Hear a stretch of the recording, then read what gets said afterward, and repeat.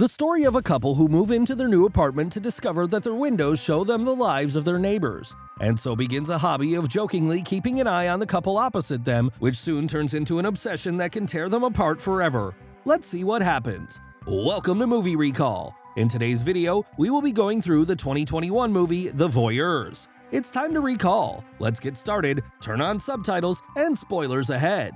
The movie starts with one of our main characters at a lingerie shop trying on something. When she notices us looking through the gap in the curtain, she gets angry and closes it. After we see her and her boyfriend about to rent an apartment in Montreal, they sign the papers and Pippa and Thomas that night have dinner together. They talk about their lives ahead and Pippa says that she does not want any children for the next 4 years, and Thomas agrees. They are distracted by a sudden flash of light and look out of the window to see that their apartment is level with another apartment opposite them. The windows are open and a man is taking photographs of a woman. Pippa and Thomas watch in amusement as they can see right into their neighbor's house. Thomas begins a commentary as things start heating up and the couple soon undress. Thomas says that they have to know that people are watching, and when Pippa tells him that they should stop spying, Thomas says he's not spying, he's just looking at what he's being shown. Pippa gets up, telling him that they should respect their neighbor's privacy, and the two of them get up to sleep.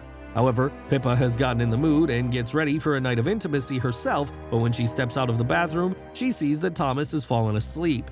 Disappointed, she lays down next to him and falls asleep. The next morning, Pippa walks to work with her friend and tells her all about how the couple opposite their apartment was totally getting it on.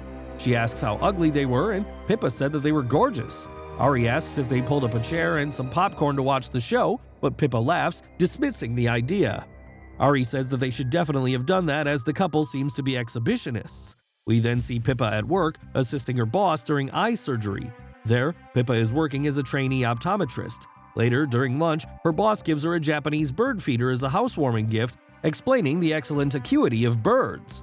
That night, when Pippa gets home, she hangs the bird feeder outside of the windows. She and Thomas are conversing and goofing around when they catch sight of their neighbors again. The guy, whom they've named Brent, starts choking on something, while Margot, the woman, is oblivious in the next room. She's unable to hear due to her headphones. Pippa and Thomas start to panic and even try to catch Margot's attention to alert her, but Margot doesn't see. Thomas suggests that they call 911, but Pippa points out that it might get them in trouble. As they're debating on what to do, Margot finally sees the choking Brent and helps him out. We then see that it is late at night and Pippa goes to the kitchen to get herself a glass of water when she catches sight of her neighbors again.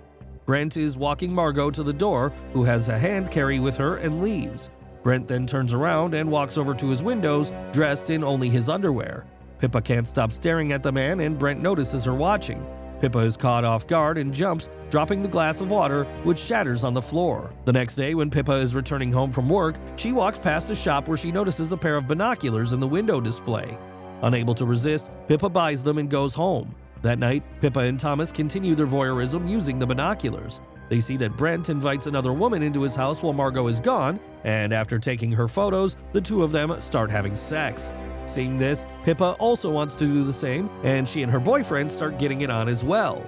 However, the weird factor comes in when Pippa continues to watch her neighbor while she has sex. Thomas is unable to keep going for too long and stops, leaving Pippa disappointed as Brent is managing to keep up much better.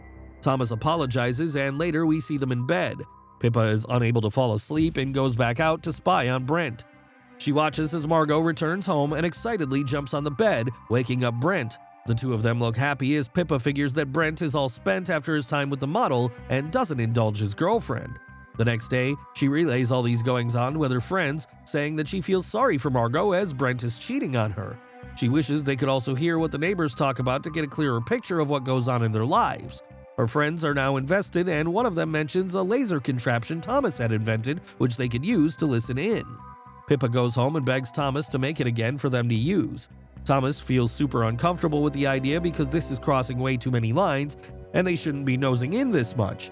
He also points out that this would be illegal, but Pippa is extremely pumped up about the idea and convinces Thomas in the end. The problem arises when Thomas says for the laser to work, they will require a shiny object, such as a mirror, to reflect the laser back to them. But there are no such objects in clear view from the window. Then the opportunity arises when they see Brent having a costume party at his apartment.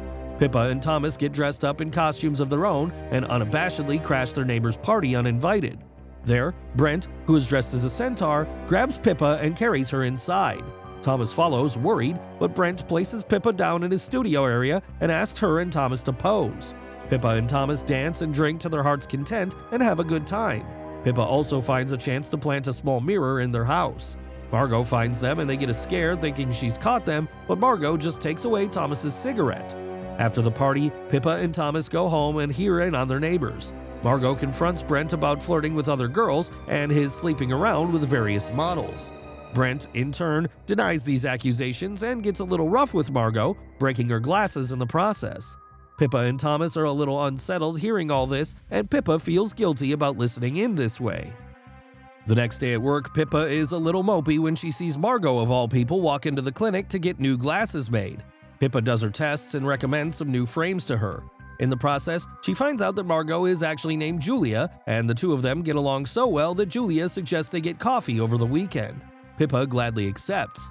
At home, Thomas is seen playing his guitar when he notices Brent invite yet another model into his apartment and take some nude photos of her. Thomas grabs his binoculars to watch and see Brent and the model have sex after the photo shoot is done. When Pippa gets home, she's ecstatic at having learned Margot's name and tells it to Thomas. She also tells him how Julia had come to where she works and how well they hit it off. Thomas also tells her about what he had seen earlier and that he's feeling a little uneasy with the whole situation.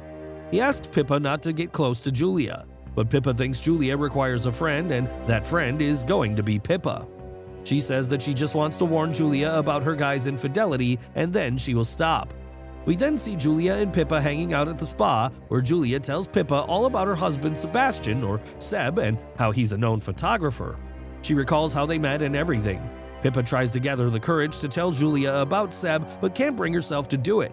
Back at home, Pippa spies on Seb as Julia is not home and sees him being intimate with two models. That night, Pippa figures out a way to anonymously connect to the wireless printer in Julia and Seb's apartment and uses that to send Julia a message. She tells Julia that her husband is cheating on her, but when Julia doesn't believe her, Pippa tells her to check the trash can in the bathroom.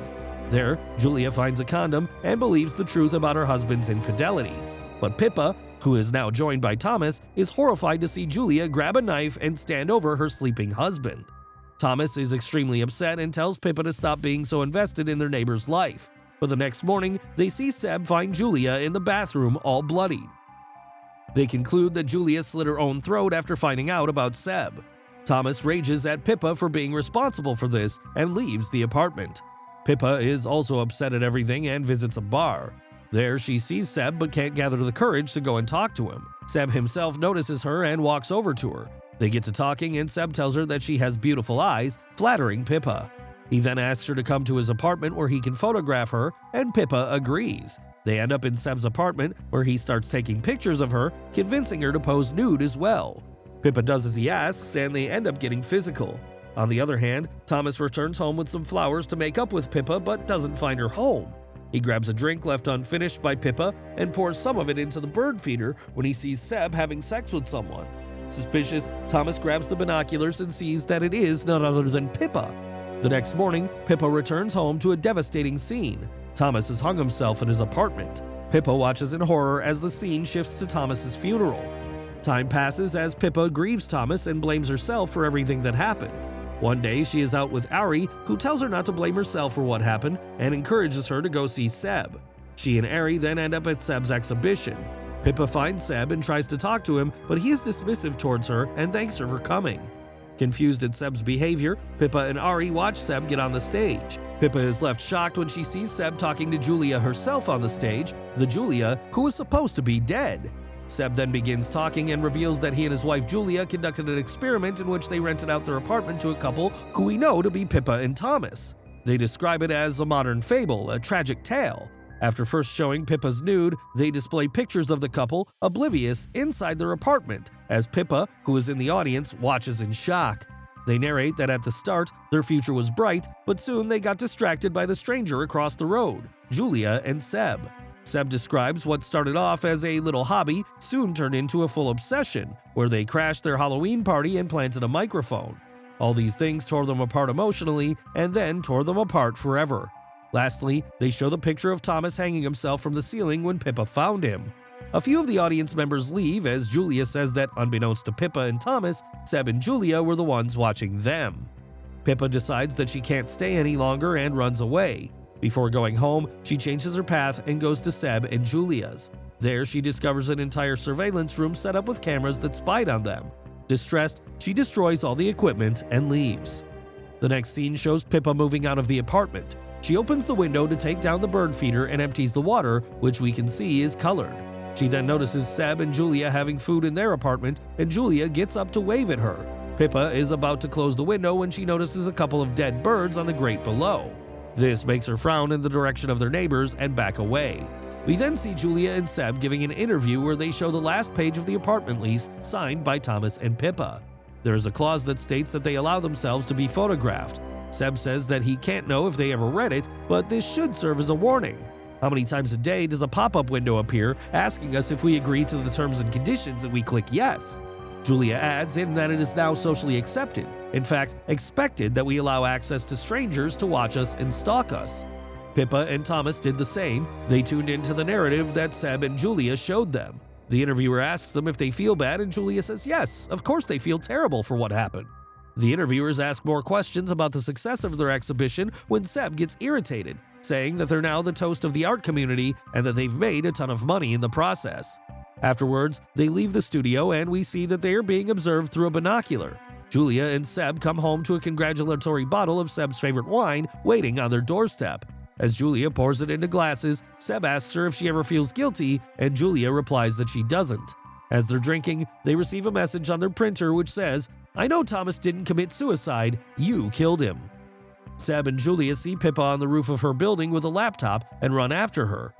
Pippa lures them to follow her to La Optique, her workplace. They follow her inside and corner her, asking her what she thinks she knows. Pippa starts crying, saying she has no proof, but she thinks they drugged Thomas and made it look like he killed himself. We see flashes of Thomas drinking the juice Julia had drugged and later poured it for the birds, which killed them. Pippa says she just wants to ask them one thing, and then they'll never see her again. She asks them how they could do it, and Julia repeats her own line to her that it's like you're obsessed with something and can't think about anything else. But mid-sentence, Julia's words start to slur, and she soon falls unconscious. Seb panics, asking Pippa what she did as he starts getting dizzy as well. Pippa explains that the wine was a gift from her and tells him to go get a good final look at her as she'll be the last thing he sees. Later, after they're both unconscious, Pippa puts them in chairs and burns their corneas with the LASIK machine. The next scene shows us a new couple moving into the house and joking about how they can see right into the opposite apartment. There we see Julia and Seb, now blind. Pippa watches them through binoculars from the roof and walks away, leaving the binoculars behind, and this is where the movie ends. Thanks for watching. Please like, subscribe, and click the bell icon to get new movie recaps.